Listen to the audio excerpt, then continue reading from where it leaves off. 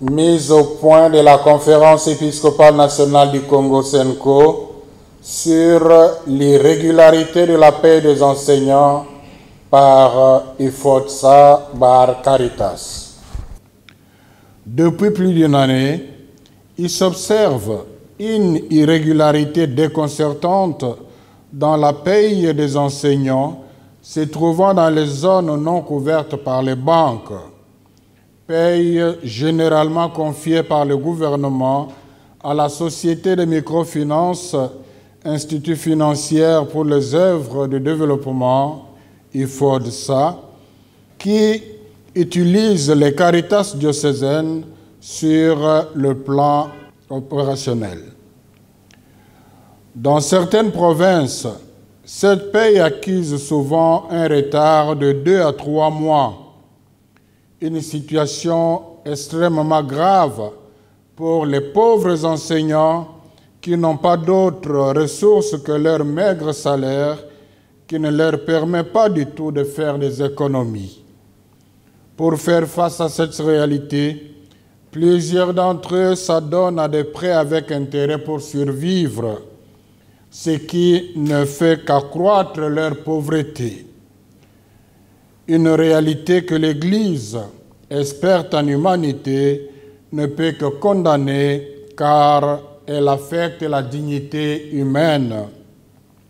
Heureusement, devant cette situation, nous enregistrons beaucoup de spéculations et de réactions contre les Caritas diocésaines, accusées à tort comme responsables de ces retards à répétition. Certains vont jusqu'à affirmer que l'Église fait le commerce avec l'argent des enseignants, qu'elle bloque afin d'en tirer quelques intérêts, ce qui serait vraiment inhumain. Dans certains diocèses, les enseignants intoxiqués par ces rumeurs organisent les marches de protestation contre les Caritas, insultant parfois les membres du clergé. Il est même arrivé de porter la main sur les personnes consacrées comme Abassankus. Il y a eu même les cas de vandalisme des bureaux de Caritas.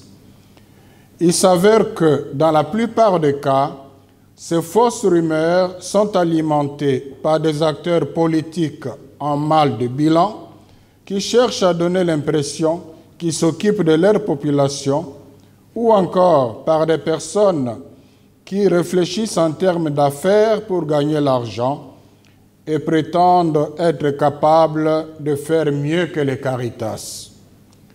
Nous sommes là devant une injustice et une ingratitude que nous ne pouvons pas taire. C'est pourquoi nous voulons par cette mise au point éclairer la lanterne de tous ceux qui sont dans l'ignorance et qui croient que l'Église a une part de responsabilité dans ce drame que vivent injustement les enseignants. Un bref historique. L'accord entre le gouvernement congolais et la Conférence épiscopale nationale du Congo SENCO sur la paie des enseignants était signé en août 2011.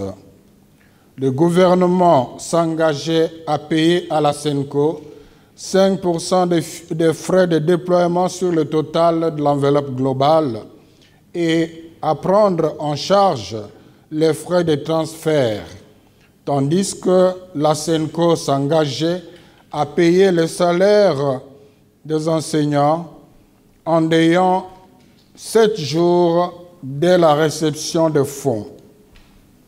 Malheureusement, l'État congolais n'a pas respecté ses engagements. Jusqu'à présent, il ne prend pas en charge les frais bancaires au point que ce compte accuse aujourd'hui un débit de 21 milliards de francs congolais. En plus, unilatéralement, le ministère des Finances a réduit les frais de déploiement à 4% et actuellement à 3%, Alors que dans la plupart des territoires confiés à Caritas pour la paye, les routes se sont détériorées d'une manière indescriptible et la mobilité devient plus coûteuse. Principaux facteurs des retards accumulés dans la paye des enseignants. Le non-respect des engagements du gouvernement affecte certes la qualité du service que la SENCO est appelée à rendre à nos frères et sœurs enseignants, mais cela ne justifie pas le retard des salaires de plusieurs mois que connaissent certains territoires desservis par IFOD, par Caritas, qui s'imposent beaucoup de sacrifices pour continuer à payer le plus tôt possible. Les principaux facteurs de ce retard sont 1. Jadis, le 5 de chaque mois, les mises à jour étaient disponibles à la direction de la paye. Pour le moment, l'actualisation des fichiers se fait avec un retard, un grand retard. Les listings du mois sont généralement prêts vers le 24, le 25, voire même le 28 de chaque mois, ce qui entraîne le traitement tardif au niveau des Caritas ayant en charge la paye de proximité. 2. La réception tardive des fonds. L'IFOD ne reçoit plus les fonds dans son compte entre les 10 et les 15 du mois comme autrefois. Actuellement, la réception des fonds se fait le 24, le 25, voire même le 28 du mois. Et le dépôt des ordres de virement à la banque par l'IFOD se fait chaque mois après 2 jours seulement de la réception des fonds du gouvernement, ce qui a un impact considérable sur le report de la paye. 3. L'exécution tardive des ordres de virement par Equity Bank BCDC. La banque Equity BCDC, où est logé l'argent des enseignants, exécute les ordres de virement déposés avec un retard de 5 à 15 jours. 3. Le manque de liquidité en grosse coupure à Equity BCDC. Au moment de retirer le cash à transporter en province, depuis plus d'une année, Equity Bank BCDC manque de liquidité en grosse coupure à chaque paye. Elle, à son tour, est dépendante de la Banque centrale du Congo, qui est l'autorité monétaire. C'est à celle-ci que revient l'approvisionnement d'approvisionner Equity Bank. Cette situation nous amène à des retards de 2 à 3 mois.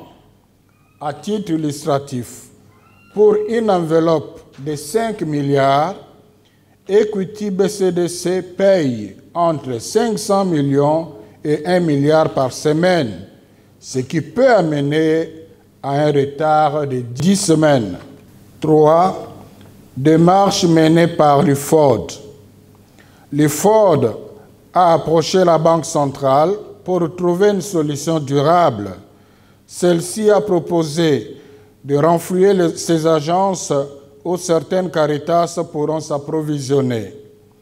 Cette pratique ne donne pas encore de résultats escomptés car à chaque retrait, il se pose toujours le problème de liquidité dans les agences de la Banque centrale en province. Les agents de Caritas passent parfois 10 jours d'attente ou plus.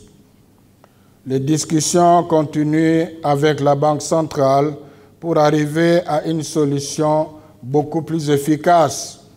Nous apprécions l'attention que la Banque accorde actuellement à ces dossiers. Si le chargé de paye de l'IFOD n'est pas avec nous maintenant, c'est parce qu'au moment où nous parlons, il est reçu à la Banque centrale pour essayer d'approfondir le dossier. Conclusion. Les informations que je viens de partager sont vérifiables. Le ministre de l'EPST, son Excellence M. Tony Mwamba, dont l'essence de collaboration avec la SENCO comme partenaire n'est pas démontrée, est préoccupé par cette situation et il a eu l'honnêteté de reconnaître la responsabilité de ces gouvernementaux qui malheureusement ne dépendent pas de lui. Le député national d'Inongo, M. Anissé Babanga, un homme responsable, s'est intéressé à la situation en vérifiant les choses jusqu'au niveau de la banque Equity BCDC. Il a eu le courage d'expliquer les vraies raisons des retards à sa population qui incriminait injustement Caritas. C'est ce que nous recommandons aux aventuriers politiciens qui se versent dans la démagogie en trafiquant la vérité. Tenir IFOD ou non Caritas diocésaine pour responsable des retards de la paye des enseignants, comme cela se fait jusque-là, ne peut se justifier que par l'ignorance ou par la mauvaise foi. Voilà pourquoi nous vous avons invité, chers journalistes, pour aider la population à avoir la bonne information. C'est l'occasion pour moi de lancer, au nom des enseignants congolais, un